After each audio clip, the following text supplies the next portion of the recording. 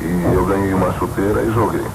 Lá em Bauru também diziam que havia um turco, uma rua que nós jogávamos bola, um turco que vendia fazendas lá, e que ele não sabia direito falar, e ele dizia: Léo, não quero que jogue a bola aqui, Léo, é pra jogar com o pé, Léo, com a mão, Léo, e ficou assim, sabe? Nada vem dizer exatamente por que saiu o apelido Pelé.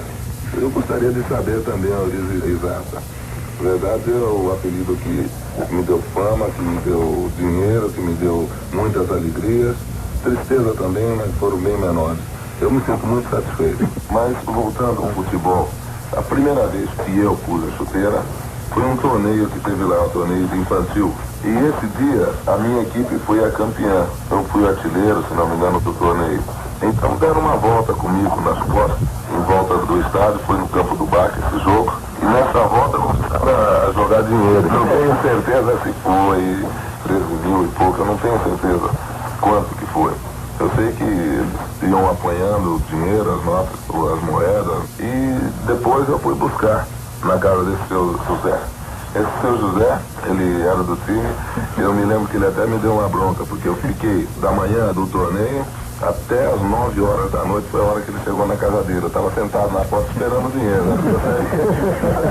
O meu pai era um dos meus filhos, porque ele era um jogador que tinha muito nome em Bauru. Sempre gostei do Vasco, tinha simpatia assim pelo Vasco. Gostei do Flamengo também, porque a minha família sempre falava no Flamengo, mas o time de coração mesmo era o Vasco. Eu sempre fui moleque de rua. Todos os moleques eram de rua, mas eu acho que era o pior. Nós jogávamos uma rua, vocês já conhecem, né? As ruas antigamente, a janela era mais ou menos baixa, bem grande.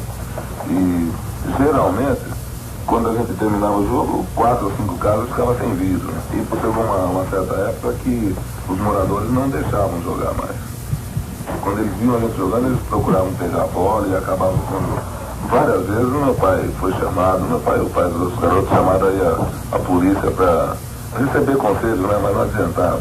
Eu quebrei muita vidraça quando tinha essa caixa de marimbondo. Então nós íamos derrubar com estilingue.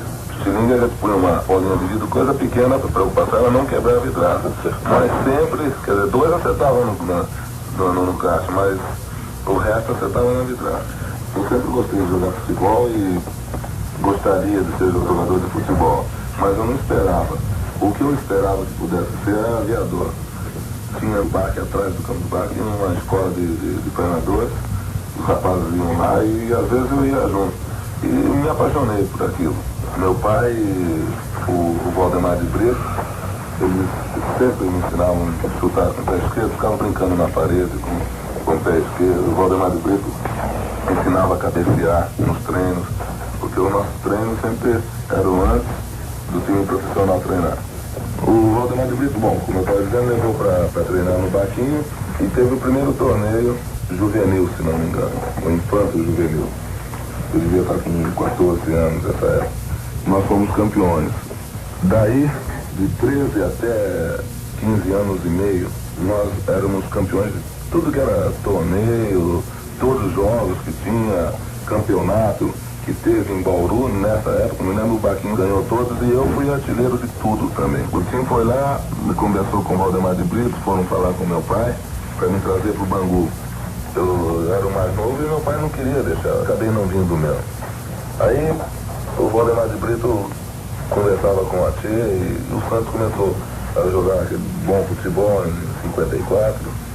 O Valdemar de Brito falou: vou ver se levo você pro Santos, que é um time que tem muitos garotos e vai ser bom para você lá. E veio, falou com a tia Jorge Cury, aí o AT foi para lá. Foi um ano depois que o time esteve lá. Eu estava com 15 anos. Eu fui morar no próprio Santos, nessa época, depois do treino, tudo. Eu fui morar com o Vasconcelos. O Vasconcelos tinha um quarto no campo, o Doval tinha um quarto no campo, qual outro jogador? O Fiote. E quase não saía, dificilmente eu saía, eu chorava muito porque eu queria voltar. Uma vez eu cheguei até a arrumar minha mala e ia saindo de noite para vir embora, ia fugir da concentração. E o Sabuzinho, o rapaz que comprava as comidas, salários, esse negócio tudo era parte dele. Só arroz, feijão, que era a Dona Maria que fazia, às vezes eu ia com ela. Sabuzinho ia chegando, era umas 5 horas da madrugada, ele ia chegando com o pão, o negócio de café. Ele me viu saindo, ele falou: onde você vai? Você tá louco? Me trouxe para concentração novamente.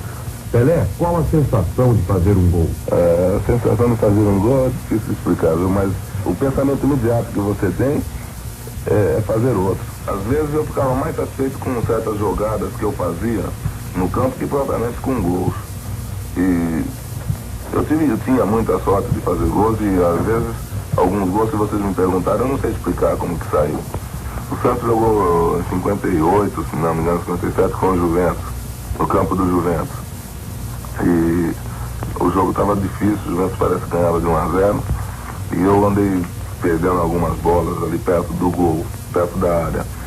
E tinha uma parte da torcida ali que eu pegava na bola, me vaiava. Eu fazia uma jogada, me vaiava. E saiu um gol daquele lado, tive a sorte. E por coincidência, quando eu fiz o gol, eu saí correndo para aquele lado. Então eu cheguei na alambrada e comecei a dar soco na torcida para desabafo, né? Você acha que o jogador brasileiro é mal preparado fisicamente? Eu não acho que o jogador seja mal preparado. Eu acho que a equipe não tinha uma seleção formada, não, que não tem ainda. Se perguntar qual foi a seleção de 66, você não pode dizer. Por falta de uma organização. Porque as intenções, eu acredito que tivesse sido das melhores, fazer muitos jogos, como fizeram, fazer 4 equipes, como saiu, mas não deu resultado.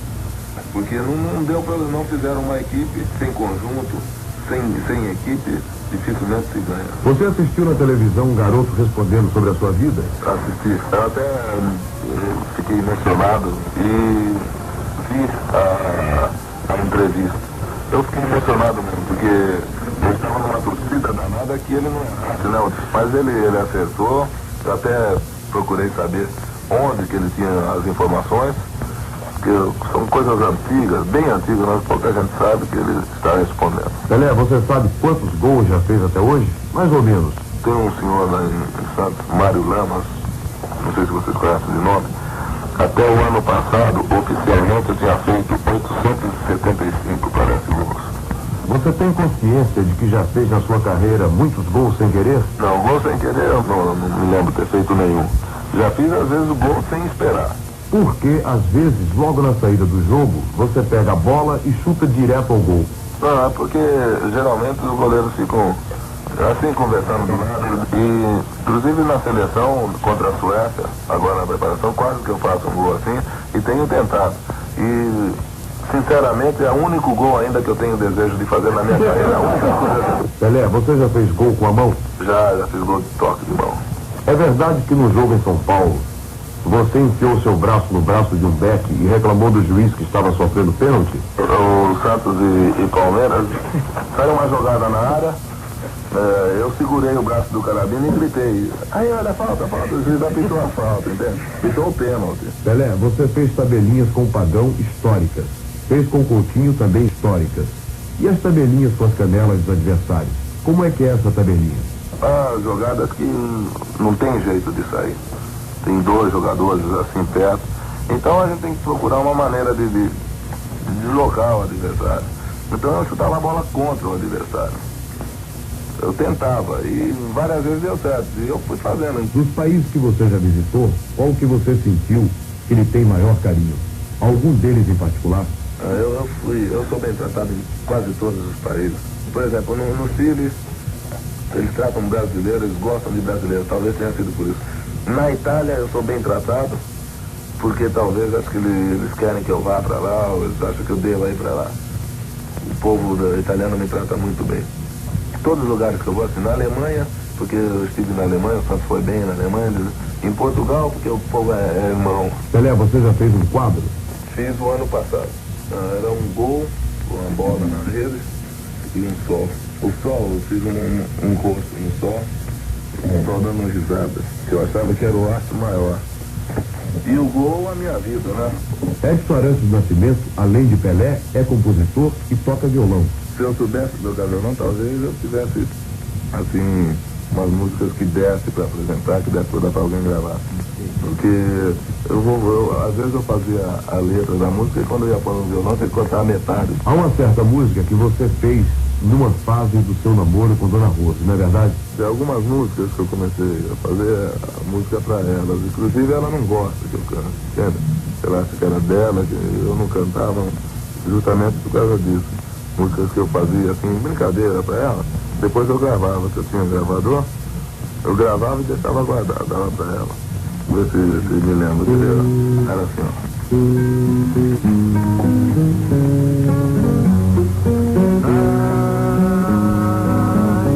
Eu senti a inspiração de fazer uma canção que agradasse o meu amor.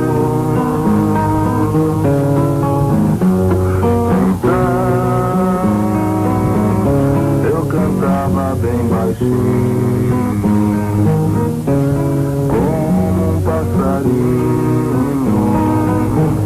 pra alegrar teu coração. Daí ela não faria aquele bico feio na boca bonitinha.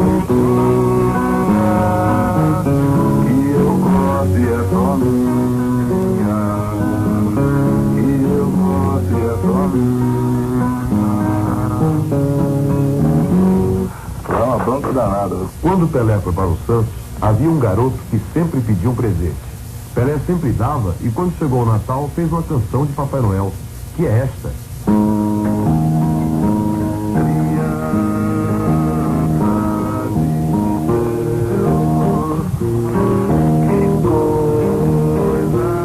De Pelé, o disco aqui na contracapa tem o texto de Ricardo Cravo Albim e a entrevista realizada por Oldemário Toguinhó, Aquiles Tirol, Nilton Ribeiro, Carlos Felipe, Armando Nogueira, Braz Pelosi, Geraldo Pedrosa, Luiz Mendonça e Álvaro Paes Leme.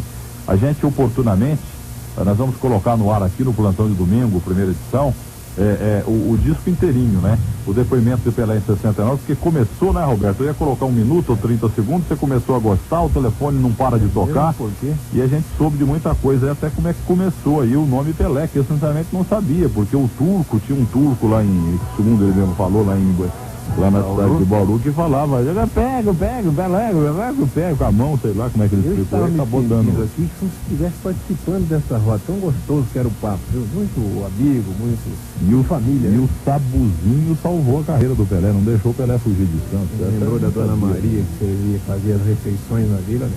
Tá vendo? E ele falou da Copa de 66, perguntaram pra ele, e você sabe o time de 66? Olha, ninguém sabe de 66. Você sabe quem Viola levou para a Inglaterra em 66, no vexame brasileiro? Segundo eu vi, foram 46, né? Não, 44 treinar aqui, só pode levar 22. Aliás, não havia uma seleção definida, tanto que mudou-se tanto. Aliás, para ver qual vexame foi maior, 66 da Inglaterra ou a fase lazarenta, conforme diz o Mauro Betting, descreve essa palavra na Folha da Tarde. Quem foi pior? O Brasil 66 do Viola ou o Brasil 90 de Sebastião Lazzaroni? Mar e Manga. Laterais direitos foram de Djalma Santos e Fidelis. E a história é implacável, né? Mais cedo ou mais tarde, fácil justiça. Deixou a delegação brasileira deixou Carlos Alberto Torres aqui para levar Fidelis. Foi uma vergonha. A história mostrou mais tarde que o Fidelis foi um jogador comum e o Carlos Alberto foi o maior lateral direito da história do futebol do mundo. Jogou uma Copa só e ganhou, Carlos Alberto. Então o Brasil levou Gilmar e Manga, os dois goleiros. O Manga enterrou o time também, viu? Djalma Santos e Fidelis, os dois laterais direitos. Os dois zagueiros de área, Brito e Bellini. Djalma Dias foi injustiçado. Os dois quartos zagueiros, Orlando Peçanha de Carvalho e Altair o Fininho, que em 62 houvera ido como lateral esquerdo, em 66 foi quarto zagueiro. Então, rapidinho, vamos ver se eu lembro aqui, Roberto. Olha, goleiros, Manga e Gilmar. Laterais direitos, Djalma Santos e Fidelis. Zagueiros centrais, Brito e Bellini. Os dois quartos zagueiros, Orlando e Altair. Laterais esquerdos, Paulo Henrique, do Flamengo, e Rildo. Os dois volantes, Zito, que foi e voltou machucado, e Denilson. O Denilson disputou a Copa de 66, não jogou mal não, hein? Ele jogou muito bem na primeira partida com a Bulgária, quando o Brasil ganhou de 2-0. Os dois jogadores de meia cancha foram Gerson e Lima. O Brasil até começou com Denilson e Lima, porque o Gerson estava machucado. E o Gerson não jogou também contra a seleção da Hungria. E jogou na última partida e ajudou a enterrar o time, contra Portugal. Na ponta direita foram Garrincha e Jairzinho. Garrincha jogou numa ponta, o Jairzinho na outra, porque o Fiola não confiava no Edu, e pôs o Paraná contra Portugal. Então na ponta direita tinha Garrincha e Jairzinho. Na ponta esquerda, Edu, Jonas Eduardo Américo, o mais jovem jogador do Mundial de 66. Ele que nasceu no dia 6 de agosto de 49 e nos meados de 66 estava numa Copa do Mundo. O ponto esquerdo era Edu e o outro ponto esquerdo era o Paraná, o Ademir de Barros, do Paraná, que nasceu em Cambará, no Paraná. Na área ali, os três jogadores de área eram Pelé, Silva, o Walter Machado da Silva, Tostão e Alcinho. Por esses 22. Realmente, aliás, o Pelé dizia nesse depoimento, e eu estou confirmando através dessa relação que você deu agora, os jogadores até que eram jogadores de nível. O problema foi que não se definiu realmente uma equipe para participar daquele Mundial. Tanto é que dos 22 que o Fiola levou, só 2 não jogaram. O Zito, que foi e voltou machucado, e o Edu, que o Fiola levou, mas não confiou nele, que era muito menininho. Os outros 20 jogaram.